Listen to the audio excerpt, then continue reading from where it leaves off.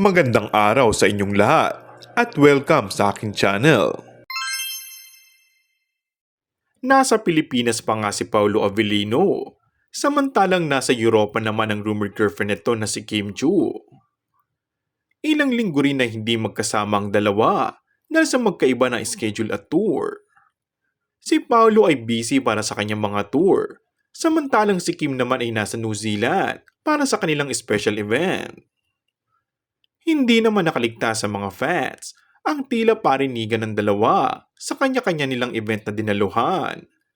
Ngunit iisa lamang ang bukang bibig na miss na nga nila ang isa't isa.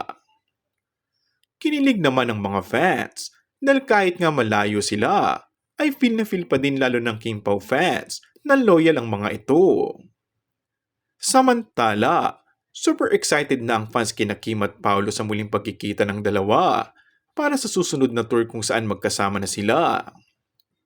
Miss na nga lalo ng Kim Pao fans na makita muling magkasama ang kanilang mga idolo.